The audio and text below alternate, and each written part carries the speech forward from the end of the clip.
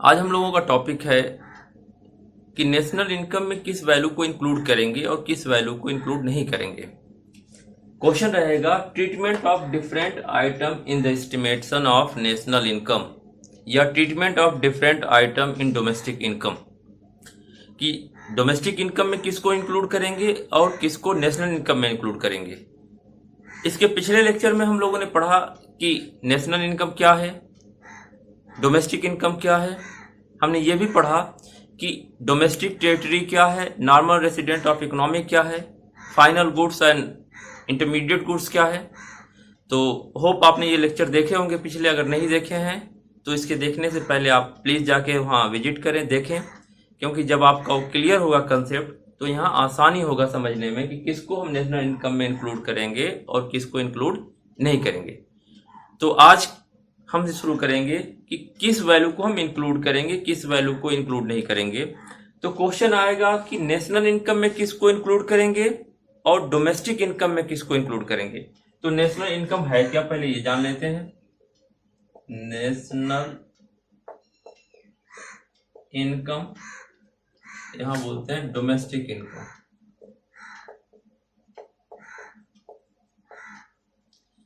तो इसका डिफरेंस आपको समझ लेना बहुत जरूरी है कि पहले नेशनल इनकम किसको बोलेंगे और डोमेस्टिक इनकम कैसे किसको बोलेंगे। नेशनल इनकम हम बोलते हैं value generated by the normal resident of India. हम इंडिया की बात करेंगे तो हम यहां बोलेंगे कि value generated by normal resident of Indian is a part of national income, यानी वैल्यू generated by normal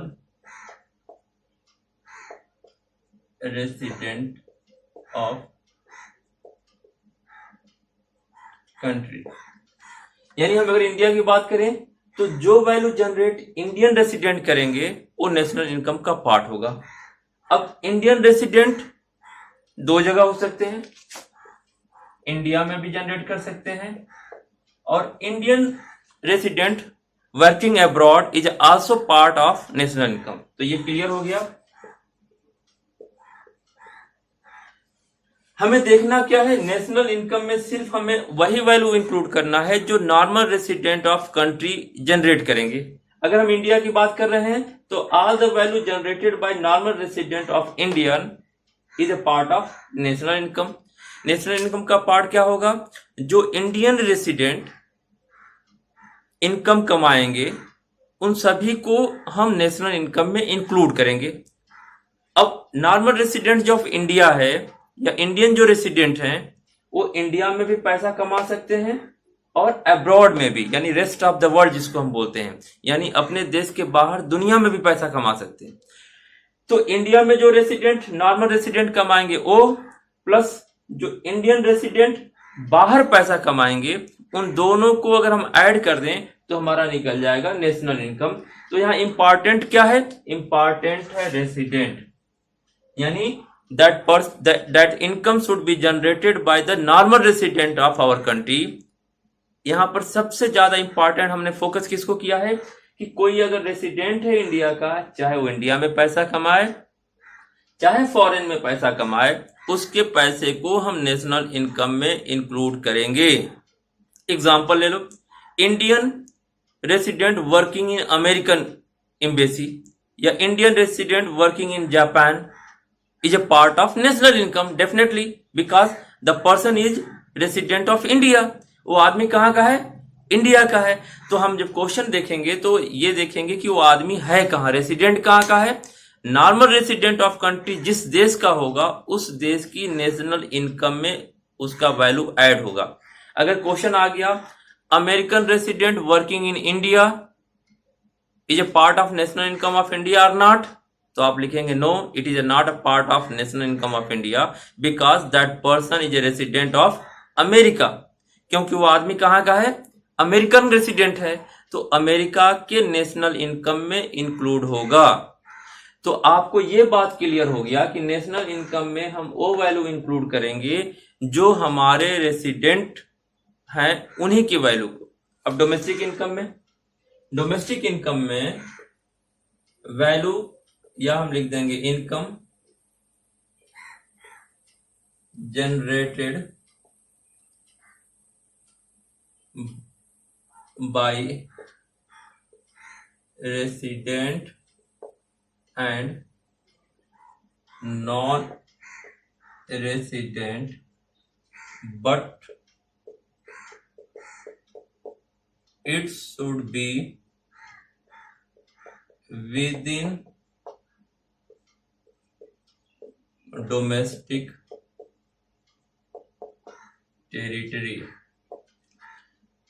तो दोनों में फर्क है। हमने बोला कि इनकम या value generated by normal resident of country, यानी यहां इंपॉर्टेंट हमने फोकस किया नॉर्मल रेसिडेंट ऑफ कंट्री पर।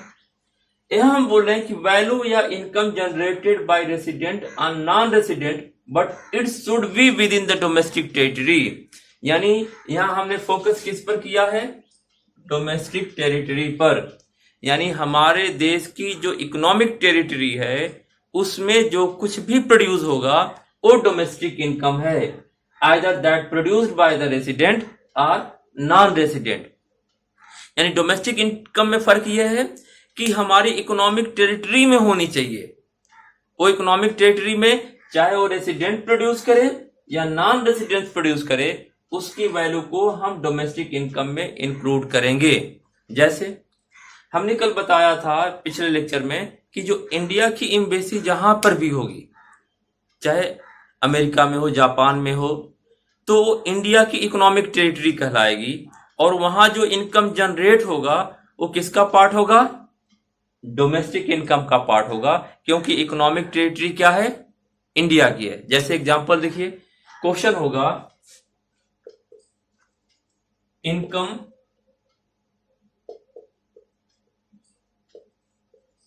जनरेटेड इन इंडियन एम्बेसी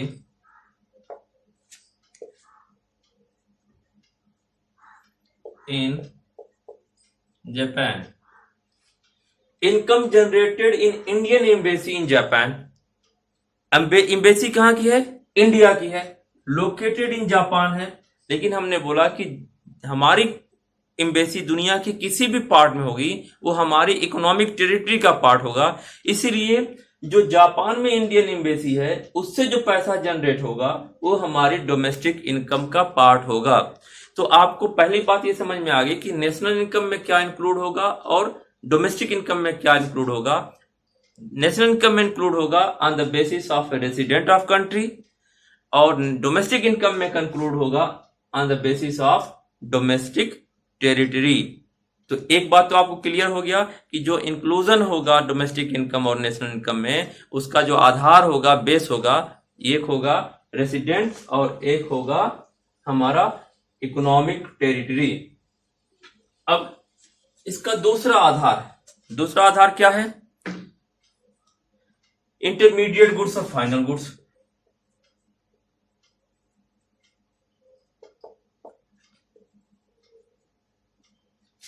और फाइनल गुड्स। जब भी हम नेशनल इनकम की बात करेंगे, value included of final goods, यानी हम इंटरमीडिएट गुड्स की वैल्यू को इंक्लूड नहीं करेंगे। फाइनल गुड्स दो तरह की होती है। फाइनल गुड्स कितने तरह की होती है?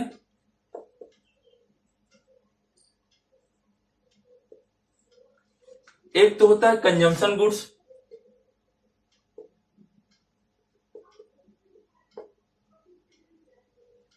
एक होता है capital goods.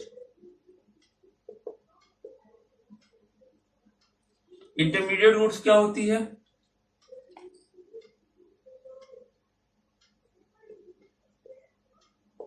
For further modification और रीसेल। आपको डिफाइन करना होगा। अगर कोई पूछता है कि व्हाट इज इंटरमीडिएट गुड्स, तो आप कहेंगे intermediate goods are those goods which require further modification और फॉर रीसेल। यानी मध्यवर्ती वस्तु में इंटरमीडिएट गुड्स वो गुड्स हैं या तो उसको हम मॉडिफाई करना है, प्रोसेस करना है, प्रोसेस करके उसके वैल्यू को इंक्रीज करना है। जैसे आपको वुड है तो फर्नीचर बनाना है, अगर आपके पास व्हीट है तो आप उससे बेकरी का सामान बनाना है, आपके पास मिल्क है तो उससे आपको स्वीट बनाना है। तो ये जो एक वस्तु से दूसरे वस्तु में हम प्रोसेस करेंगे, एक गुड्स से दूसरे गुड्स में जो कन्वर्जन करेंगे या उसको मॉडिफिकेशन करेंगे, तो उसको हम बोलते हैं, उस गुड्स को बोलते हैं इंटरमीडिएट गुड्स। और value of intermediate goods not included in domestic income and national income. तो सब आप जान जाइए कि डोमेस्टिक इनकम और नेशनल इनकम दोनों में जो इंटरमीडिएट गुड्स की वैल्यू हो वो इंक्लूड नहीं होगा। अब आप कैसे समझेंगे इंटरमीडिएट गुड्स क्या है? किसी वस्तु को, किसी भी गुड्स को बनाने के लिए जो रॉ मटेरियल लगेगा, जो आइटम लगेंगे, उसके प्रोडक्शन प्रोसेस में जो लोग लगे हैं उनकी कास्ट, जो बिजली लगेगी, जो इलेक्ट्रिसिटी का कंजम्पशन होगा, जो रॉ मटेरियल का कंजम्पशन होगा, जो लॉयर या उसके प्रोसेस में और जो लोग लगेंगे, उन सब के एफर्ट्स को हम इंटरमीडिएट गुड्स बोलेंगे और उनके वैल्यू को हम नेशनल इनकम में इंक्लूड नहीं करेंगे। अभी हम क्वेश्चन एक एक करके करेंगे। ना ही उसको डोमेस्टिक इनकम में इंक्लूड करेंगे, ना ही हम नेशनल इनकम में इंक्लूड करेंगे। अब दूसरा आपने क्या बोला? रीसेल। रीसेल को भी हम इंटरमीडिएट गुड्स बोलते हैं। जैसे मान लीजिए कोई दुकानदार ने कोई सामान खरीदा, उसका मकसद है रीसेल, बेचना, तो purchase for resale is intermediate consumption. यानी हम यहां कहें कि a refrigerator purchase bye A shopkeeper for the purpose of resale. तो जो शॉपकीपर ने रेफ्रिजरेटर खरीदा, उसका मकसद रीसेल है, तो वो रेफ्रिजरेटर बिकम्स इंटरमीडिएट कंजम्पशन। अगर same refrigerator purchase by the household consumer is a final goods. तो अगर क्वेश्चन में आ गया कि a refrigerator purchase by household, तो all type of expenditure by the household is a final expenditure and it is included in the national income and domestic income. यानी household के द्वारा जो खर्च हो जाएगा वो सब खर्च क्या है? या तो कंजम्पशन के लिए हुआ या तो इन्वेस्टमेंट के लिए हुआ, और दोनों की वैल्यू हम नेशनल इनकम और डोमेस्टिक इनकम में इंक्लूड करेंगे। लेकिन वही सामान अगर मॉडिफिकेशन के लिए खरीदी जाए या सेम सामान उसको रीसेल के लिए खरीदी जाए, तो उसको नेशनल इनकम और डोमेस्टिक इनकम में इंक्लूड नहीं करेंगे। तो आपने इंटरमीडिएट्स को समझ लिया, वो सभी सामान which required further modification or for the purpose of resale is intermediate goods या intermediate expenditure। उस पर खर्च जो होगा वो intermediate expenditure होगा और उसको हम नेशनल और डोमेस्टिक इनकम दोनों में इंक्लूड नहीं करेंगे।